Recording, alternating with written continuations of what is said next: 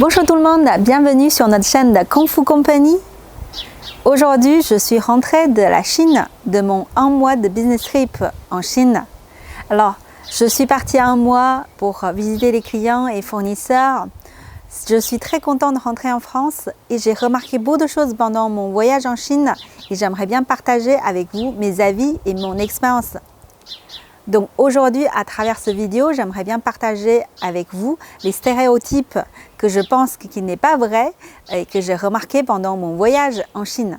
Alors ce sont notamment des stéréotypes dans le business que je pense qui n'est pas vrai. Première chose, c'est Made in China égale pas cher et des mauvaises qualités. Alors ça fait quelques années que les Chinois essaient d'exporter les produits vers l'international. Au début, les Chinois exportaient beaucoup de produits qui ne sont pas chers, des mass market, donc des produits qui ont un peu de technologie et savoir-faire. Donc pendant longtemps, on pense que Made in China égale les produits mauvaise qualité et pas chers. C'est vrai que les Chinois essaient d'utiliser des basses prix pour attirer les investisseurs ou les acheteurs. Donc du coup, c'est toujours cette image qui est circulée à l'international. Mais aujourd'hui, l'image de Made in China a beaucoup évolué, notamment en Chine, parmi des usines. C'est vrai qu'on peut trouver beaucoup d'usines en Chine et beaucoup de ressources supply chain. Selon votre cahier de charge bien précise, on peut trouver différentes usines pour correspondre à votre attente. Si vous voulez quelque chose pas cher, vous pouvez quand même trouver en Chine. Mais si vous voulez quelque chose de qualité et très précise, vous pouvez aussi trouver en Chine avec un bon fabricant, avec un cahier de charge bien précis. À ce moment-là, peut-être le prix va être proche de fabriquer en Europe. Alors, c'est vrai que ça devient moins compétitif aujourd'hui le fabriquer en Chine parce que les ressources humaines commencent à être de plus en plus chères en Chine. Il y a aussi beaucoup de délais de fabrication, délais de ressources, matières premières également à prendre en considération. Donc, Made in China n'égale plus pas cher. Et mass market, aujourd'hui il y a des produits de grande qualité, des produits de technologie qui sont fabriqués en Chine qui est pas cher. Et j'ai remarqué une chose, c'est pendant mon voyage en Chine, je suis allée dans les grands magasins, il y a des marques chinoises qui sont fabriquées en Chine, qui sont vendus presque à même prix que les produits qui sont fabriqués à l'international, notamment les produits français. On peut tout à fait trouver des produits cosmétiques chinois qui sont à presque même prix que Lancôme et Dior qui est fabriqué en France, qui est des marques chinoises, bien sûr, avec des emballages, les designs très modernes et très bien pensés. Donc aujourd'hui, la fabrication et le supply chain en Chine a beaucoup évolué. Et le niveau de vie et possibilité de consommer en Chine est aussi évolué. Et la deuxième stéréotype dans le business, je ne pense pas vrai, c'est le marché chinois égale un marché facile et beaucoup d'argent. Alors aujourd'hui, ce n'est pas du tout le cas. Peut-être il y a 15 ans, 20 ans, oui. En Chine, si vous voulez exporter un produit, c'est assez facile. Et puis avec une image française ou une image haute qualité européenne, vous pouvez facilement conquérir le marché en Chine. Aujourd'hui, ce n'est plus du tout le même cas. Alors si vous avez une marque cosmétique ou complément alimentaire qui va rentrer sur le marché chinois, il faut investir beaucoup d'argent pour la communication, pour que la marque se fasse connaître en Chine.